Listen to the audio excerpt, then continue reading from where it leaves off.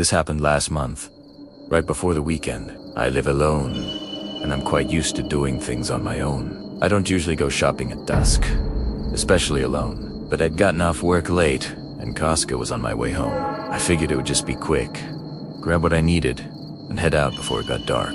I wasn't even thinking about being careful. That's what makes this worse. By the time I pushed my cart out into the parking lot, the gloomy sunset had taken over the sky, and shadows stretched long between the parked cars. My cart was full, so I was more focused on not leaving anything behind. I quickly reached my car, opened the trunk, and started filling it with shopping bags. Once it gets dark, it'll be difficult to see because I parked further from the streetlights. I was on my own when I heard breathing behind me. Hey, excuse me. Do you have jumper cables? Turning back, I met a man. He was standing just a few feet away. He was probably in his 40s.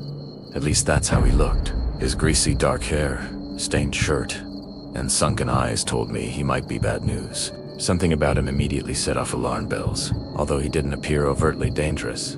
The way he stood too close and smiled made me uneasy. I wanted to tell him to back off as he was totally clueless about personal space, but I forced a polite smile. No, sorry, I don't. I turned back to my car, hoping that he would get the hint, but I heard him take a step closer. Are you sure? You look like the kind of person who keeps things organized. Can you check your car, please? I stood petrified. My eyes immediately scanned the Costco parking lot, which had only cars and no people, and it was getting dark now. I could smell the stale odor of sweat from the guy's shirt. Without turning back, I replied coldly, "Sorry, can't help you." Still wishing he'll go away, but instead, he brought his face way closer to my head, and he sniffed my hair like a dog. I felt his warm, foul breath on me. The horrible realization that a random guy was standing right behind me, sniffing my hair, doesn't occur every day. I turned around, no longer trying to hide my disgust. "What the hell are you doing?" He gave this sleazy grin as if this is how he wanted me to react. "Didn't want to pry, but you get your shampoo here at Costco. Smells amazing." I was stunned to see his audacity. Seeing him so close, I forgot to speak, but he was completely shameless because he kept going with his little too personal questions like what other things I get from Costco, how often I visit this place, etc., etc. I didn't answer any, but then he asked me something that sent a chill down my spine. "Do they sell underwear? How about you show me the ones you're wearing right now? My wife's about your size. I want to get something similar." My hands went numb. I genuinely thought I was about to be assaulted right there in the parking lot. I closed the trunk tightly, got inside my car, and locked Italiano. I just wanted to get out so bad that I didn't even buckle my seatbelt. The man watched me for a few seconds, and then got into a Honda with a dark blue hue parked right behind me. Once I got onto the road, his car was following me. Drops of sweat appeared on my forehead as I watched him driving past other cars to catch up to me. Every turn I made, and every lane I changed, he trailed behind me. I dodged cars, and sometimes even sped just to lose him. But he was one bloody leech, too desperate to let go. For the next half hour, I drove in loops across side streets instead of straight home, since I didn't want him to know my address. However, he clung to my side, never straying too close or too far. I was shaking and almost broke down crying when I thought of the adjacent police station. I ignored red lights and grounded it toward the main road. I watched his car slow down behind me as soon as I entered the precinct parking lot. Then he turned the other way like he's got a sudden emergency. I staggered into the lobby and blurted everything to the front desk officer. They took my statement, helped me cool off, and watched Costco parking lot security footage. 2 days later, they contacted me once more. Asi Tuppence, the man had just come out of jail. He registered as a sex offender, carrying several charges related to stalking and harassment. He had no business being anywhere close to that area. They said I was lucky. I do not consider myself lucky. I still check behind me as I leave work. Even now, occasionally, I smell his breath while I sleep, and I haven't visited that Costco since. To all the women out there, if you're ever alone and someone approaches you too closely, trust your instincts. I still find it terrifying to enter Costco or any other large retailer due to an incident that occurred when I was 7 years old.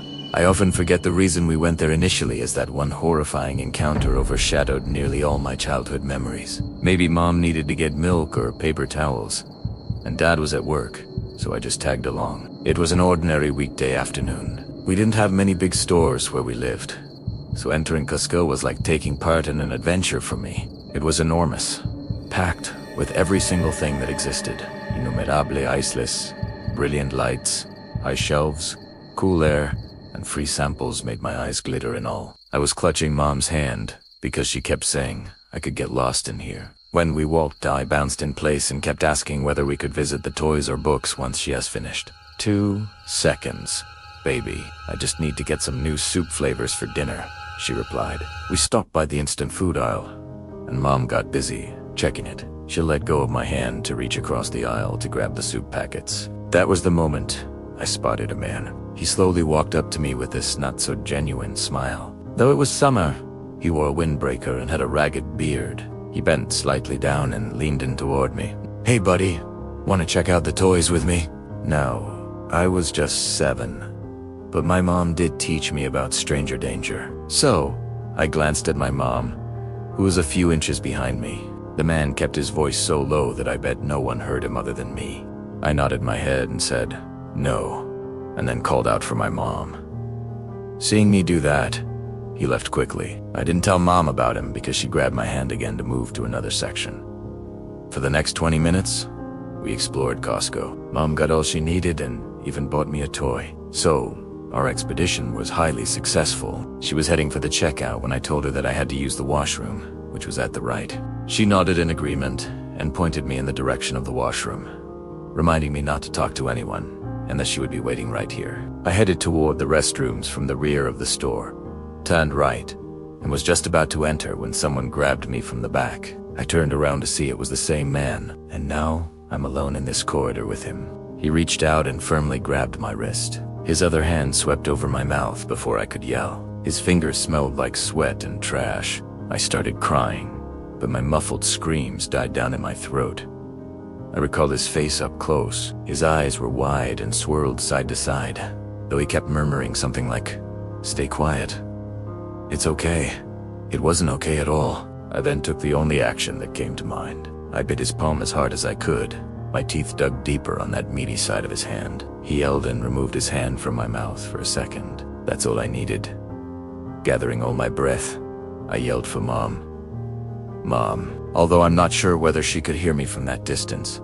The scream was loud enough to draw the attention of 2 Costco employees who were arranging shelves nearby. The man pushed me to the ground and then sprinted away without waiting another second. Lying on the ground, I kept crying for my mom until the employees came and picked me up. One stayed with me while the other called security. Shaking and crying, I tried to explain what had happened. My mother arrived a minute later.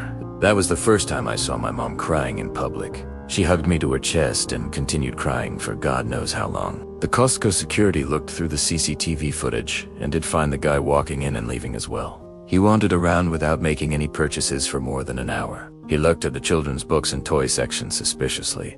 He even looked at the cameras occasionally, like he despised being recorded. They called the cops, but he was never caught. Currently, I'm in my 30s, and every time I go to a bathroom stall alone, while just walking down those empty corridors, I get a flashback of my memory from that day. I never look away from my niece whenever we go shopping. To consider what might have happened if I had followed him that day still scares me to sleep.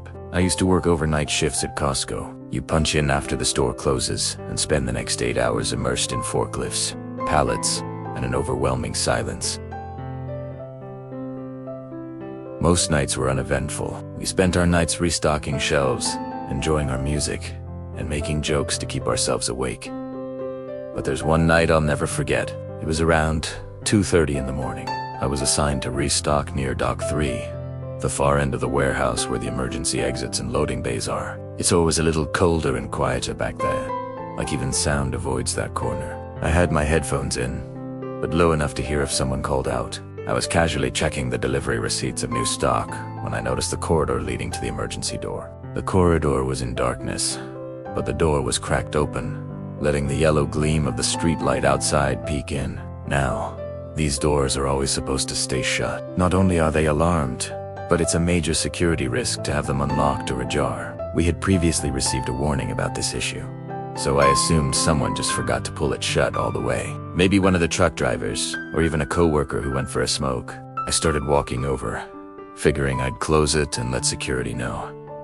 But when I got within about 15 feet, I stopped. There was someone standing in the end corner of the corridor. He was trying his best to blend in the dark. I couldn't see him clearly, but I could make out a shape. It was a man with messed up hair, and he was watching me. "Who's there? I can see you." He didn't say a word and didn't move. He just stood there like he was waiting for something. At first, I thought it might be a homeless guy or a worker locked out, but something about the way he stood completely still, like a statue, made the hairs on the back of my neck stand up. I reached down slowly to grab my radio from my belt. The second my hand touched it, the man bolted.